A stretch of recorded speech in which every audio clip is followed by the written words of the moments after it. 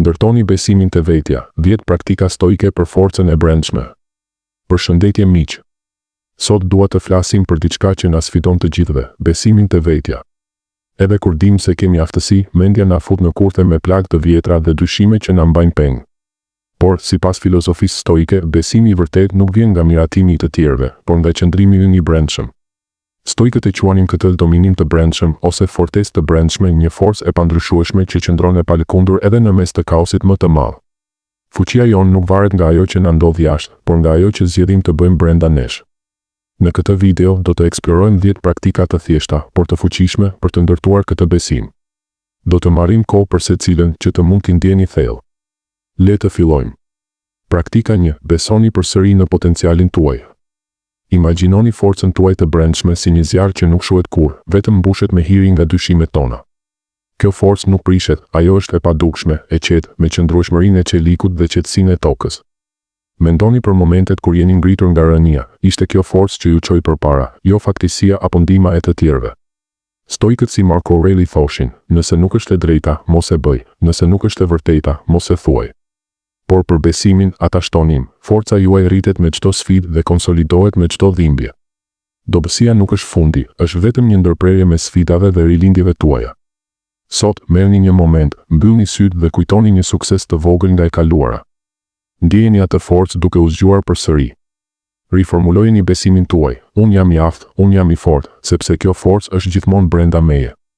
Përsëriteni këtë çdo mëngjes dhe gradualisht hiri i dyshimit do të shpërndahet. Praktika 2. Jini plotësisht të pranishëm në jetën tuaj. Ne shpesh jetojmë sikur koha të jetë armiku ynë, mendjat e ardhmja, zemrat e kaluara, duke harruar të tashmen ku ndodh vërtet jeta. Por, të jesh i pranishëm kërkon guxim të madh, guximin për të ndaluar së ikuri, për të parë realitetin ashtu siç është, për të pranuar atë që ekziston tani.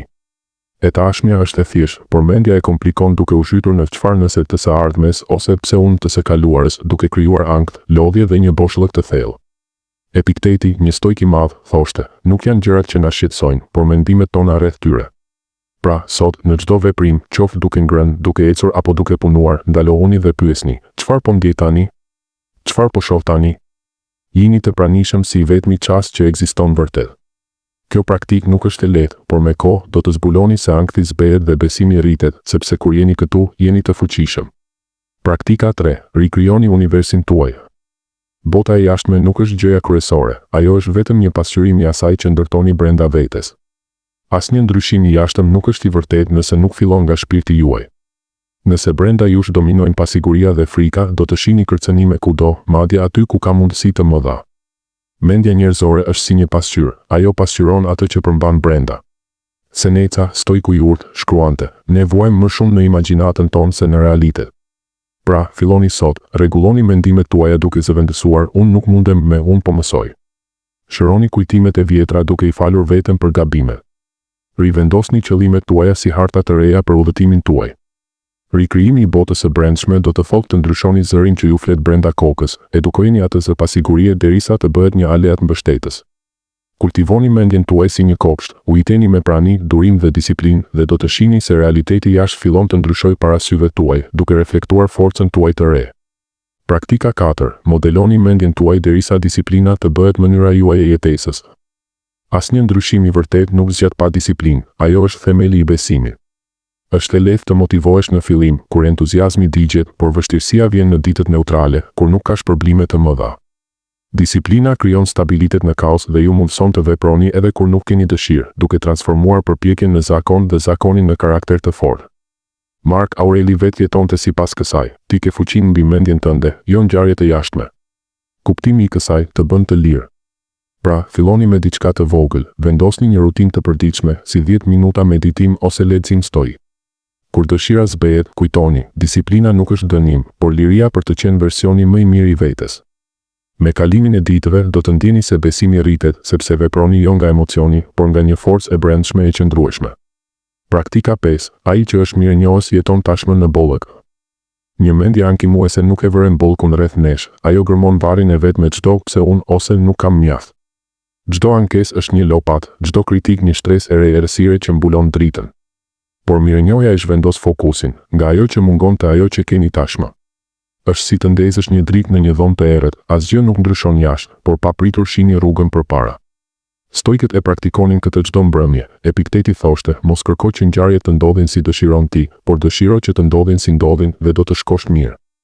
Sot, shkruani 3 gjëra për të cilat jeni mirënjohës, një ushqim i thjeshtë, një buzëqeshje nga një i dashur, ose thjesht frymëmarrja juaj. Përsëriteni këtë dhe gradualisht besimi do të lindë nga kjo bollëk i brendshëm, duke ju bërë më pak të varur nga jashtësia. Praktika 6. Keni guximin të mos hiqni dorën nga vetja. Guximi nuk është zhurmë ose heroizëm dramatik, është një vendim i qetë, i heshtur. Është çasti kur dëgjoni frikën që troket në derë me skenar negativ dhe rehatit të rreme, por në vend që t'i hapni, bëni një hap tjetër drejt qëllimit tuaj. Nuk bëhet fjalë për të ndjerë i pamposhtur, por për të mos tradhtuar veten kur rruga bëhet e vështirë. Seneca shkruante, nuk është sepse gjërat janë të vështira që ne nuk guxojmë, është sepse ne nuk guxojmë që gjërat janë të vështira.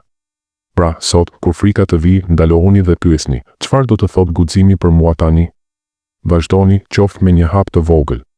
Kjo nuk e zhdukan frikën, por e bën atë një aleat, një sinjal që jeni duke u rritur. Me çdo vendim të tillë, besimi juaj forcohet, sepse dini se nuk do të hiqni dorë kurrë nga vetja. Praktika 7. Dhimbja ju thyen për t'ju rindërtuar më të fortë. Dhimbja është mësuesi që askush nuk e dëshiron, por që të gjithë kemi nevojë për të. Ajo nuk është ndëshkim, por lustrim, zbulon mungesat tona dhe nevojën për rritje të vërtetë. Nëse e mbuloni një plagë, ajo infektohet dhe përhapet, por nëse keni guximin ta pastroni, edhe pse dhemb, ajo shërohet dhe lë një lëkurë më të fortë. Shpirti ka nevojë për ekspozim ndaj të vërtetës, kontakt me realitetin, hapës për t'u shëruar. Mark Aureli thoshte, ajo që nuk na vret, na bën më të fortë. Pra, herën tjetër kur dhimbja vi, një dështim, një humbje, mos ikni. Ndërthureni, çfarë po më mëson kjo? Si po më ndërton kjo? Lejoni që të thyet ajo që nuk shërben dhe lejojeni që të rindërtohet më e fortë. Kjo praktik transformon dhimbjen në besim, sepse dini se çdo plagë është një hap drejt forcës suaj të brendshme. Praktika 8. Vendosni rregull në mendjen tuaj.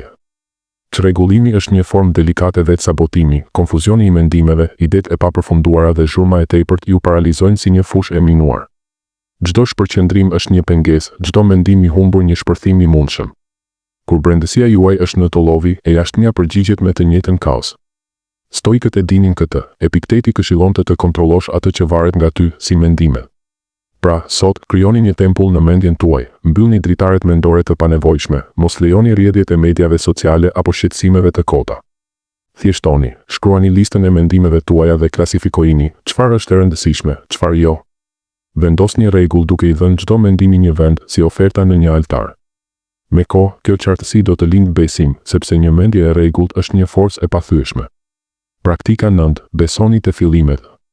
Sekreti i çdo force, çdo ndryshimi të madh, fillon në një çast të heshtur, të vogël.